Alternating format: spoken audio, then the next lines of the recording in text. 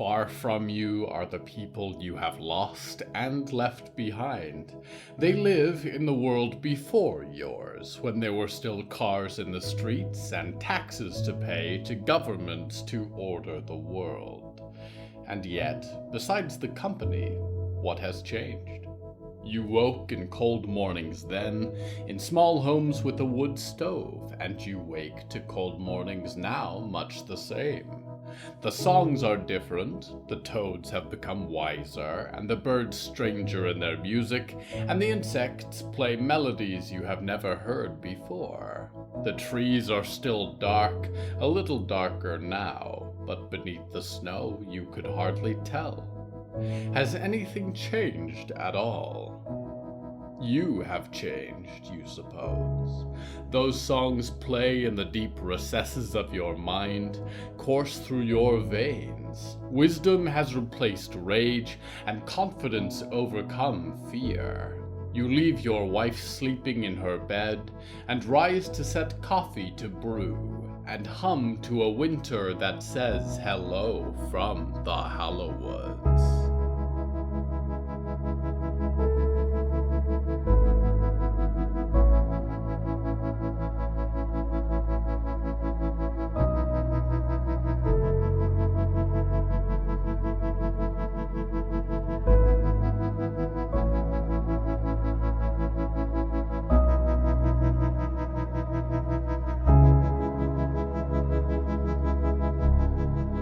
Right now, I am beneath a black ocean. A beach of bones cascades down into the depths, forms pillars and catacombs, dead reefs that serve as home to no life. On the ocean floor, 3 structures are wrought from the deathly materials. A barn and a delicate mansion and a rocking chair on its porch. A figure wanders across the yard, uncertain of what they will find, of what lurks in this expanse of nothingness. The theme of tonight's episode is wild.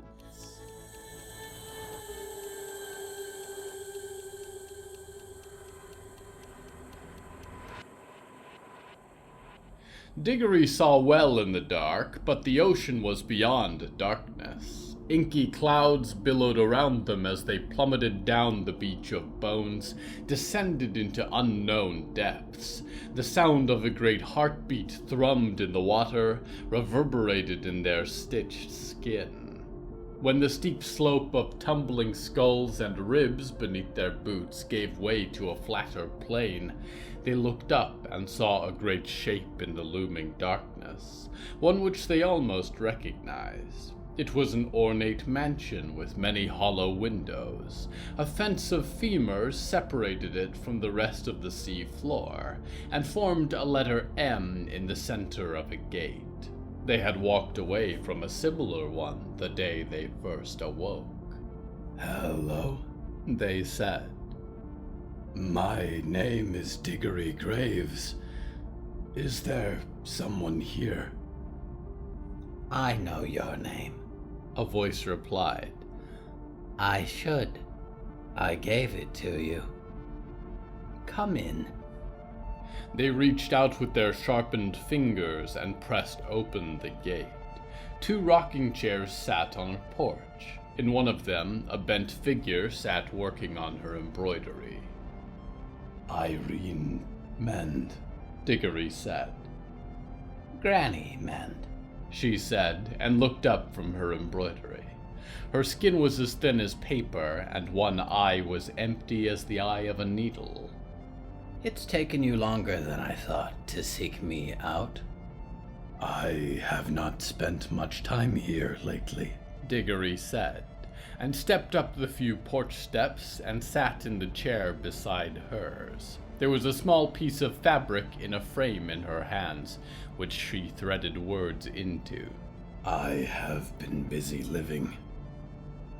"Oh, I know what you've been busy with," said Granny Mend, and she set down her sewing. Her face was wrinkled but not gentle. "With some minor detours, things have been going quite according to plan." "To plan?" Diggory said. The water that hung between them did not interfere with their sound, although it flowed in her frilly clothes and in the flowerless yard beyond. I am grateful for the chance to meet you. I thought I had in the scout post. You tucked me in to sleep. I've become rather scattered, it seems. The old woman sniffed. The piece of me that made it into you was set aside a long time ago for that purpose.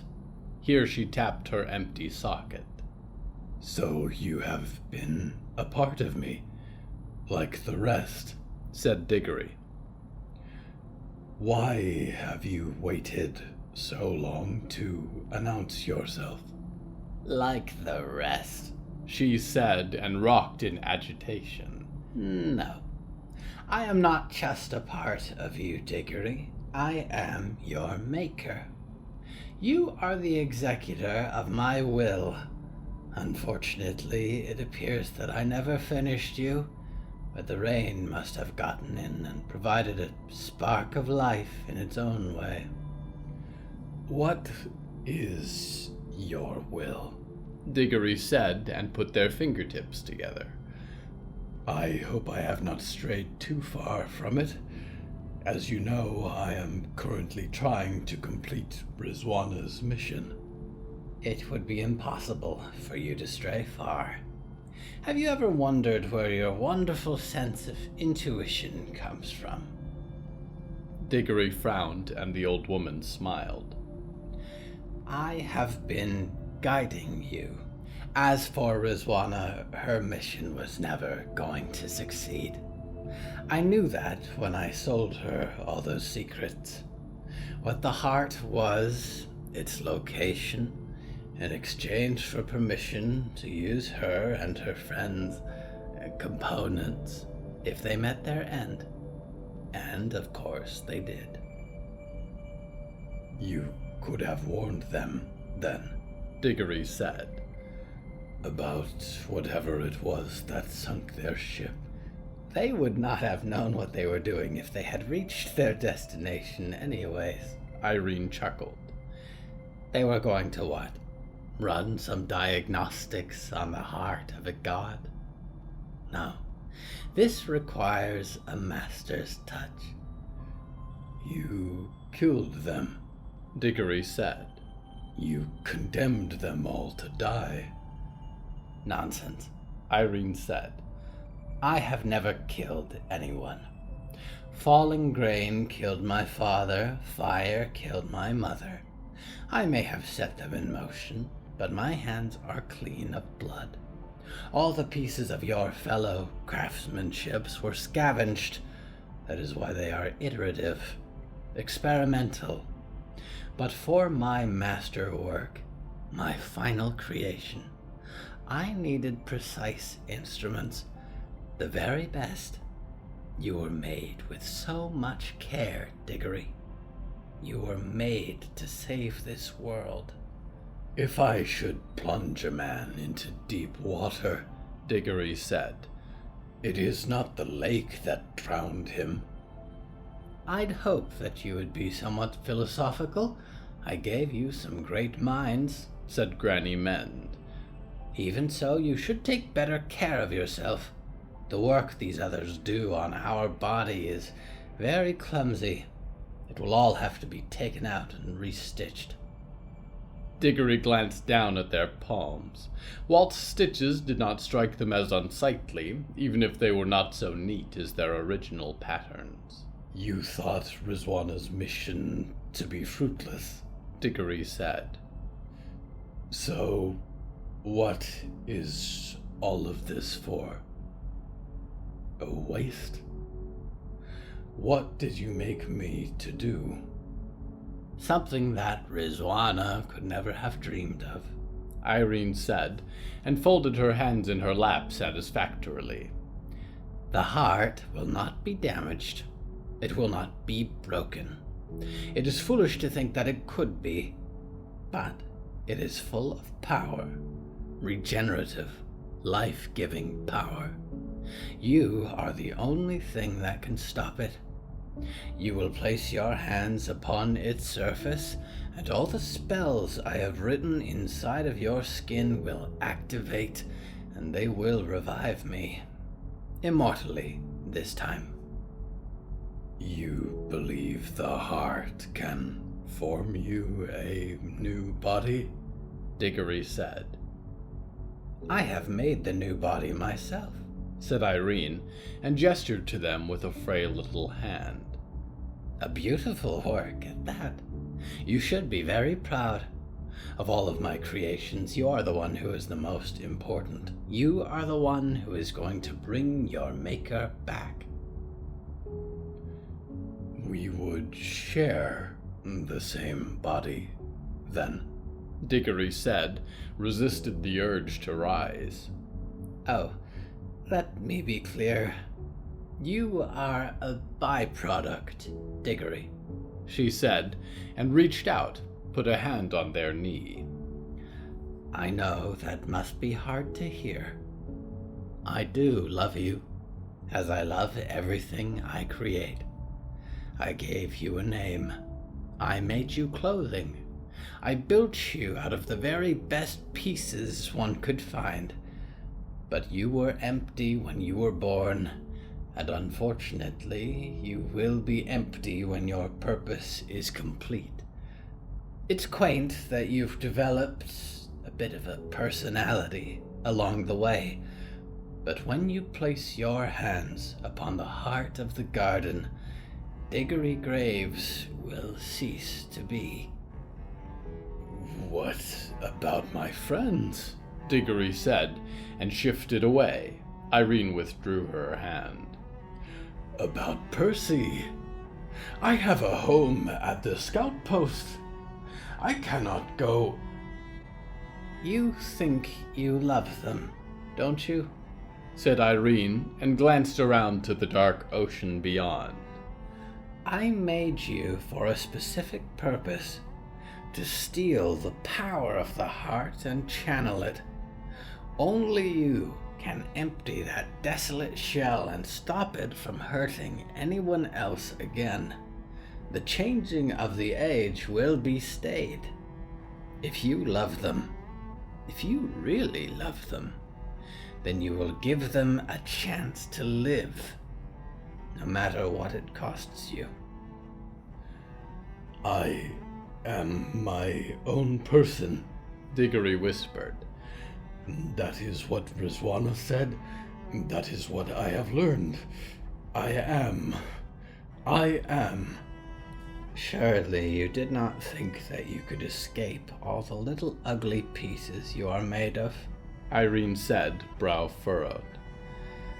I am glad you have gotten to see the world, Diggory. To make friends. To try your best at what you must imagine love to be. Because now you know exactly what you are sacrificing for. Now you know why they must be protected. Diggory sat for a long moment, rested their head in their hands. Somewhere in this false mansion, they knew, was a false table where they had stared up at the ceiling, slowly gained awareness of the rain dripping into their eye. Where they had first sat up and found a pair of boots and torn black pants and a spiked leather jacket sitting on a chair by the bedside, one with a little embroidered tag that said, "Property of Diggory Graves."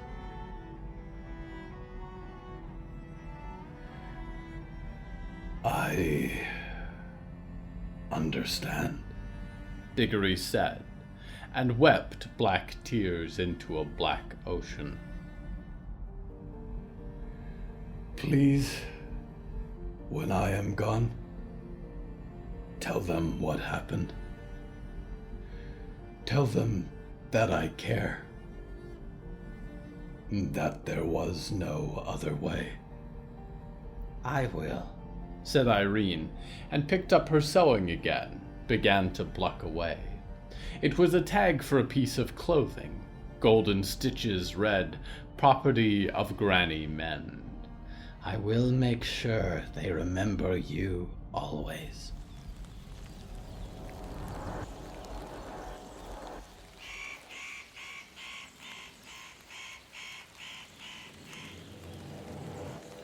I can almost hear it when I am quiet. There is song in these woods always, poetry inscribed on each sheaf of bark, and it is loudest in the northmost woods. The world beyond these pines is stained black, grows darker each year as your planet sinks into a new age of rot and rebirth. But here it is steeped, drowned in blood that shines in 1,000 iridescent colors just outside your range of vision. Colors you cannot see, songs you cannot hear. The northmost woods were not meant for you. They were meant for me, and I treasure them. Each watching tree is a reminder that although I questioned it sometimes, some part of me was impressed deep in his mind, and whatever fragment of his creativity and art defines this place gives rise to new changes, born out of changes, born out of changes, that I mattered, that he cared. It is a forest immemorial, a wilderness as untamed as its master, and it will never bow to any conqueror. We go now to one who thinks herself a conqueror.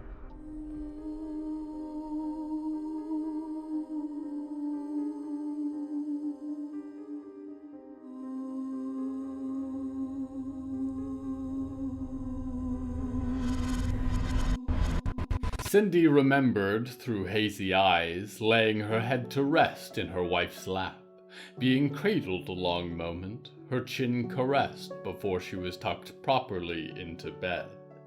She had not known it was the last such moment she would ever get together. Apparently, the security detail outside their home did not know either, and most of Rizwana's cabinet members were similarly left in the dark. When she left for her expedition, she left behind the world, and Cindy with it. Cindy held her wife's head in her lap and threaded a last stitch through her forehead. It was not Rizwana, really, and it had not been her in a long time. But there was the shape of her lips, the stretches of her smile that were familiar, lost in Diggory's patchwork of souls and skins. She tied off the thread from the surgical kit and glanced behind her. The suit that contained the bones of Bartholomew Chum was sitting with his back turned to her, staring deeper into the cave.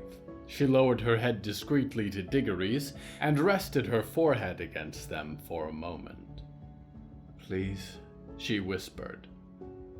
I don't believe in magic. I don't know how you walk.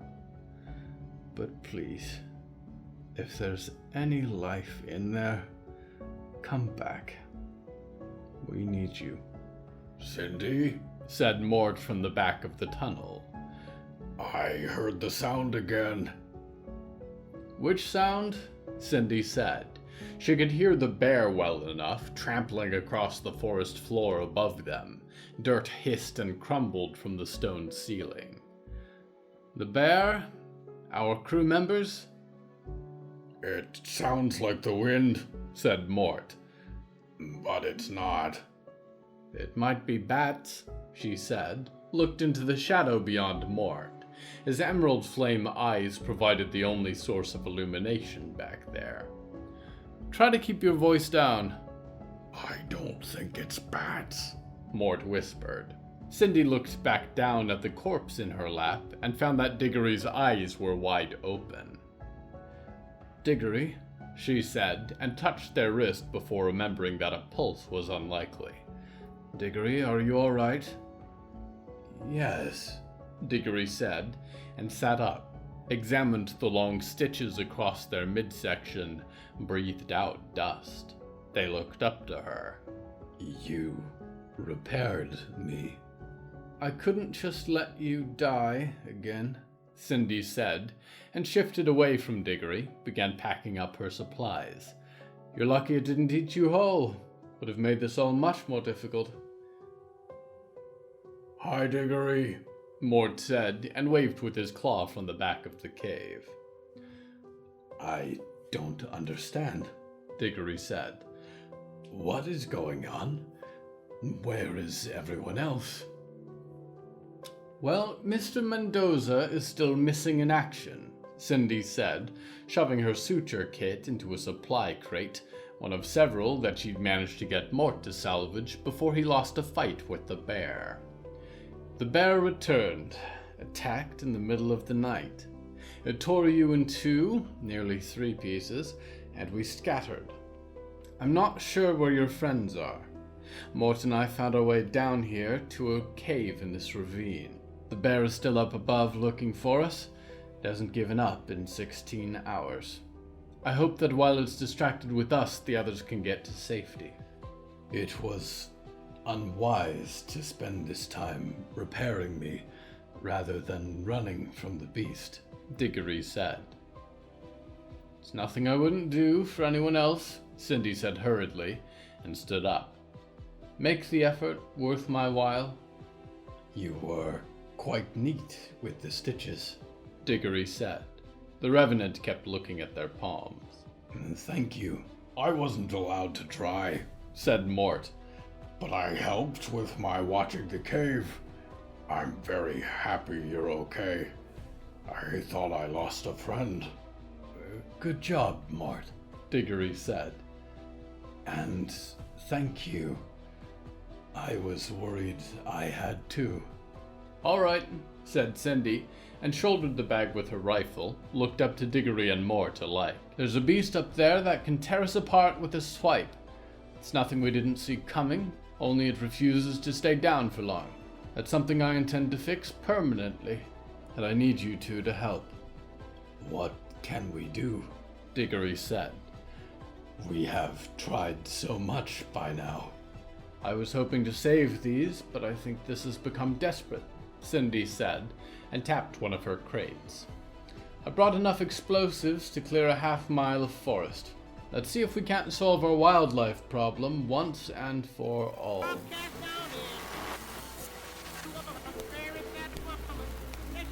What kind of a name for a town is Deadwood? It seems to be anything but.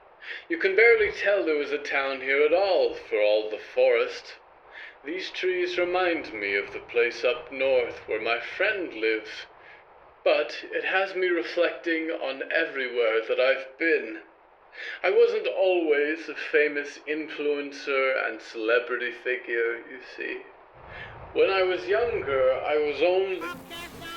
Hello, my name is Dashiell Spade, and I'm one of the leaders for a group you probably know as the Stonemates.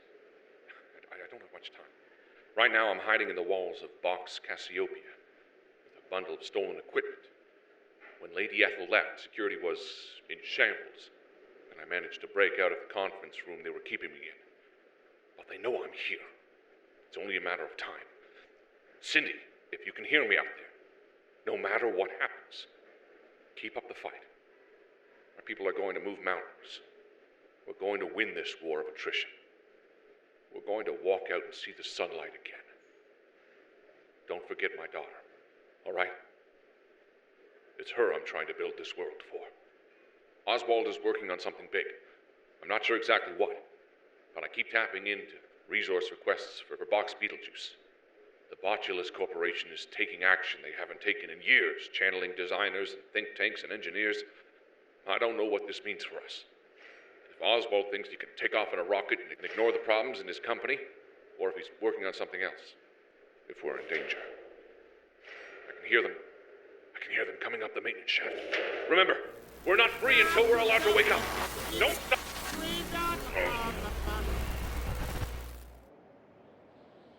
Now you know how it feels, Lady Ethel. Now you know how it feels. We return now to Cindy Lockhart. Just a little further, Cindy thought, watched through the scope of her silver rifle. Cindy, are you sure you do not want to save these for your original purpose? Diggory whispered. If you use them now, what will you use to destroy the heart? I've got one crate left, Cindy said through gritted teeth. And if it doesn't work, we'll improvise. But we are not going to make it much further with that beast on our tail. Through her scope, she could see Mort turn from where he deposited the crate. The trees were already shaking just beyond him. He turned and gave her a thumbs up, just as a broad pale skull split through the trees, a single green eye burning in a dark socket. The bear roared, and Mort turned away, began to flee. Clawed paws as heavy as armored cars beat down into the underbrush as the bear launched itself after Mort, barreled down on him like a thunderstorm. It swung with a claw that had already punctured Mort's armor once, by plan or accident she could not tell, and went diving for the entrance to their underground burrow. The bear looked around and then up at her, oblivious of the crates tucked in the underbrush around its feet. That's right, she thought. See me. You're part of this place, and you took my wife away from me. Allow me to return the favor. She pulled the trigger, and the spark was a glint of silver through her scope, and then she dropped to the ground and covered her ears as a shock of black earth flew past her. Trees waved and snapped. A cataclysmic howl of flame leapt into the pine tops. She looked up to find Diggory half sheltering her with their arm, and scanned the whirlwind of fire and light for the bear, smoke and roiling flame streaking up past the treetops and into the empty sky, a signal that she hoped would bring her crewmates back together. Cindy? Diggory whispered, and pointed with a dagger-edged finger. Look. She would have almost mistaken it for a charred tree at first, so thin and blackened were its bones.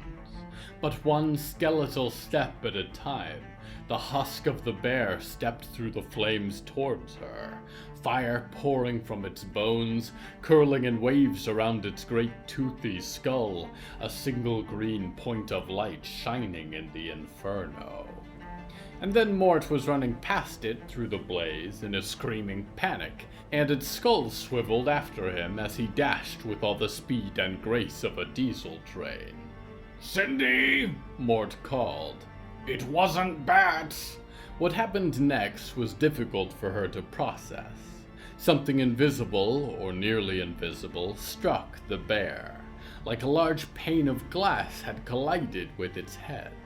But it happened a second time, and a third, pointed shapes that warped the light of the fire between them.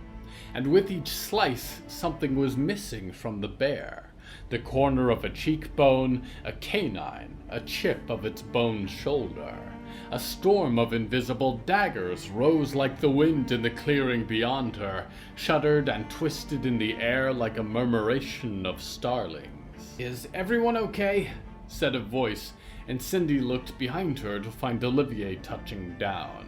They had donned their cloak of clouds again, and brought a blood-stained Riot and mud-blackened Percy behind them. Mort came tromping up through the forest on her other side. "The smoke signal is good," Riot said, and wiped at the blood on her forehead, but only smeared it further. "But what the heck did you do?" Cindy looked back. The clearing was a prism now, 1,000 fractals of light orbiting around the bear, and taking with it one chip after another of its essence, until the warping storm, whether it was weather or creature she did not know, lifted and gusted away into the trees, taking reflections of treetops and emerald stars with it. What was left of the bear was a jagged sculpture. Blackened bones hacked into odd geometrical carvings, a monument to desolation. Cindy looked behind her to find Percy with his silver arms wrapped around Diggory. His mechanical face did not seem to be working entirely right, but as Riot and Olivier and Mort gathered around them, Cindy did not join the circle, nor did she celebrate. She kept her gaze focused on the far end of the clearing, and could see just through the trees a tall, pale shape, wreathed antlers stretching out, no face, 100 hands descending into the forest underbrush. "Run," Cindy said. "Everyone, run." Whatever the faceless king said, she could not understand it, because it was a shriek that filled the ember-ridden skies of the forest and bled in her ears, and it raised a hand, and the bear was reborn again.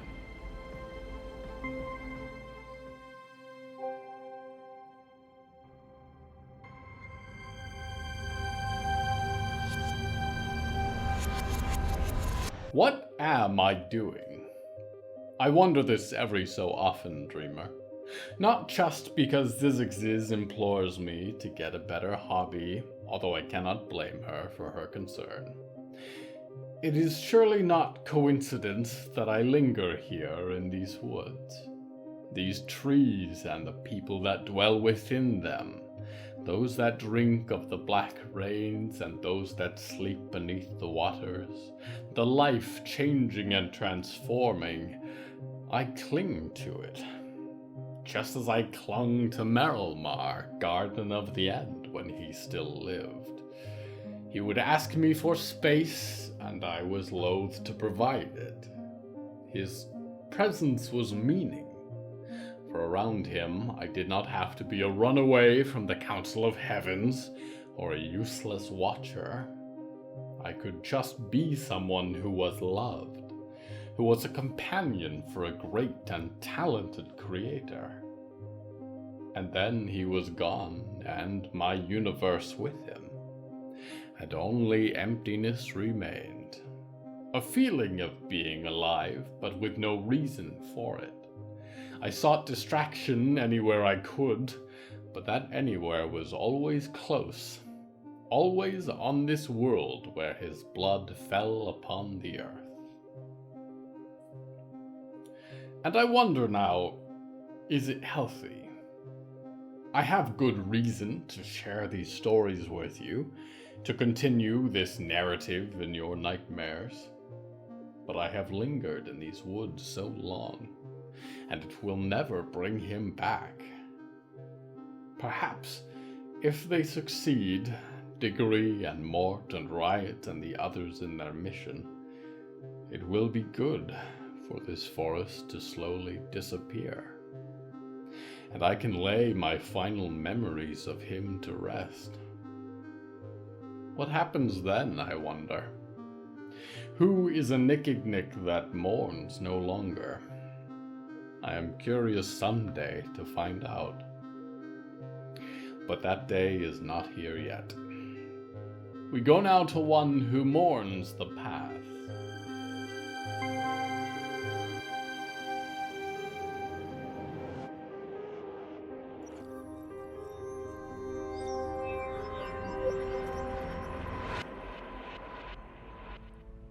I'm so glad you're all right, Percy whispered.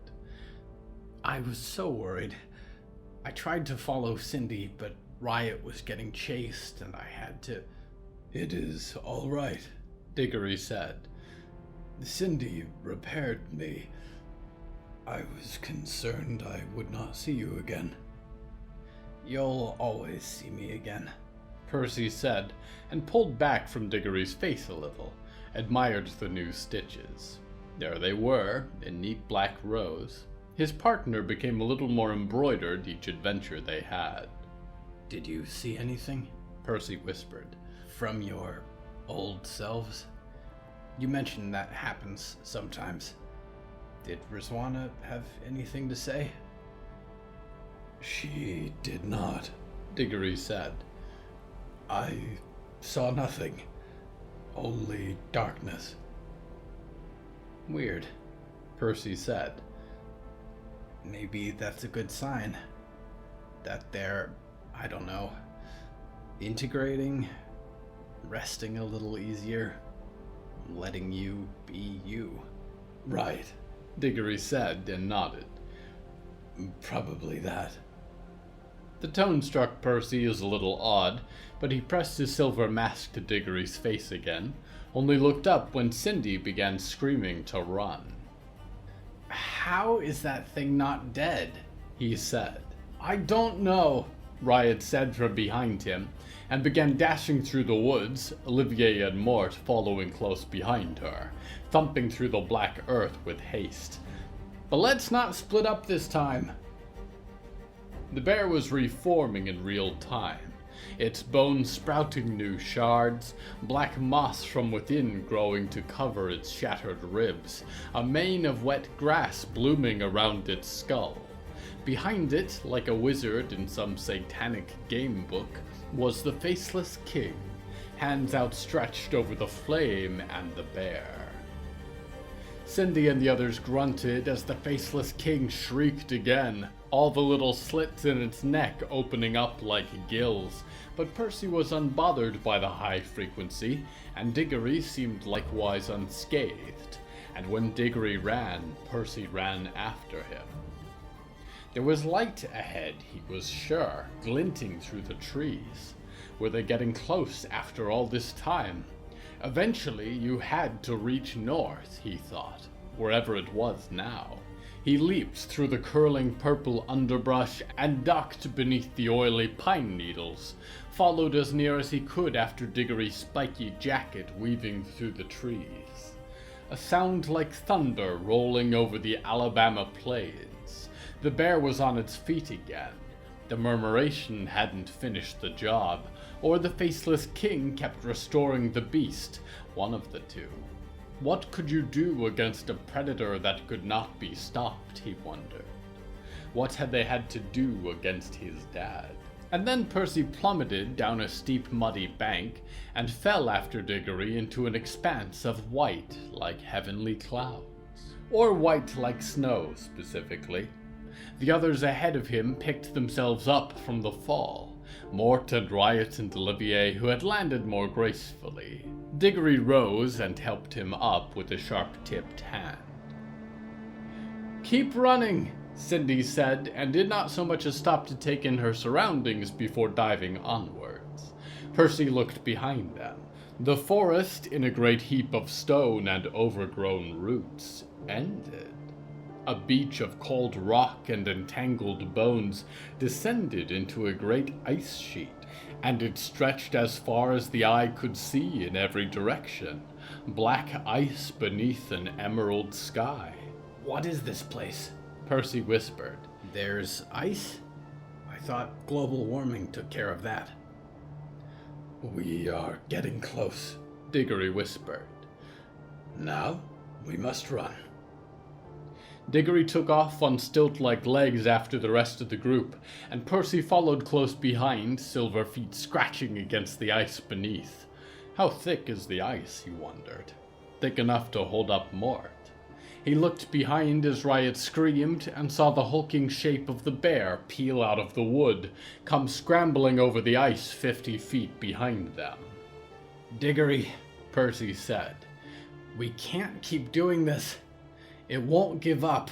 Then, Diggory said, and turned to face the bear, let Riot and the rest continue on ahead.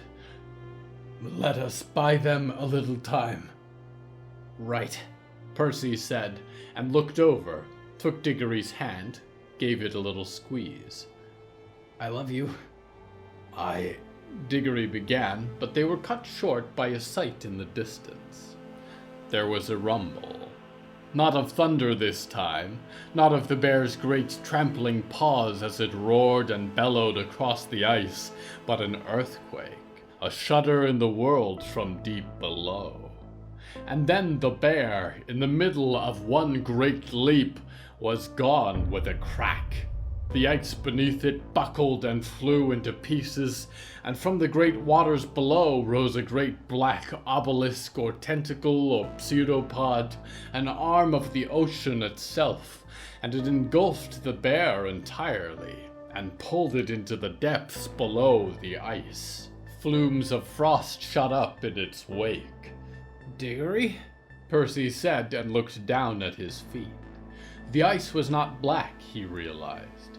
There was squirming life beneath its surface, an expanse of living Icarus flesh in every direction. He looked up to Diggory, who was as pale as he had ever seen them. "What just happened?" "We are in a new territory," Diggory whispered, backing away from the great hole in the ice and turning towards the rest of the crew. "It appears it has its own guardian, one that parts of me have met before."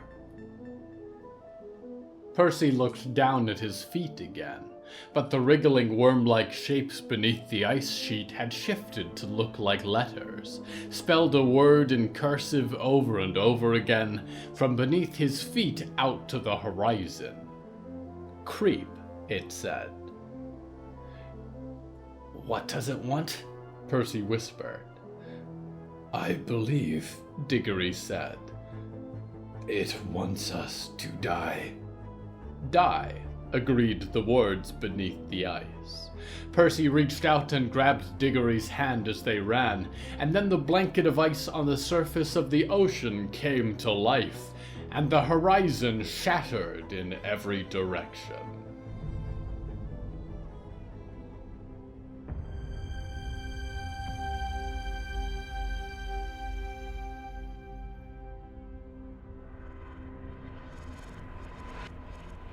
Wild.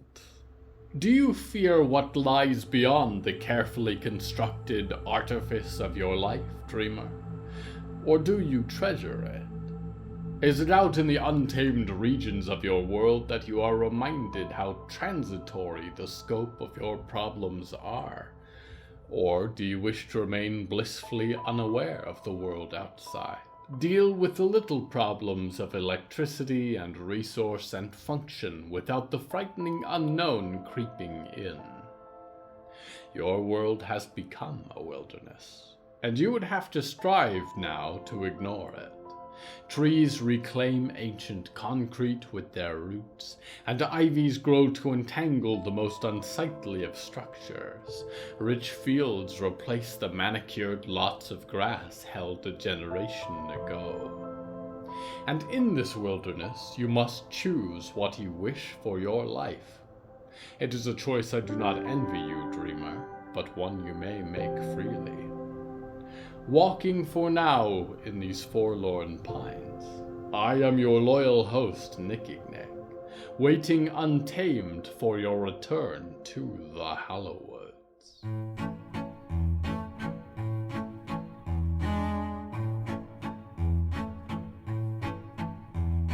The voice of Dashiell Spade is Harlan Guthrie. Harlan is the writer, creator, and voice of the hit horror podcast Malevolent, and the upcoming science fiction nightmare Divisor. He also creates the weekly RPG showcase The Invictus Stream, as well as appears in the weekly D&D podcast Dice Shame. You can find any of his shows wherever you are listening to this, or at malevolent.ca. Hello from the Hallowoods is written and produced by William A. Woman. Hello, that's me. If you enjoyed this show, please don't forget to follow it and share it with a friend. The bonus story that goes with this episode is called The Peaks, and is available on the show's Patreon at patreon.com/Hallowoods.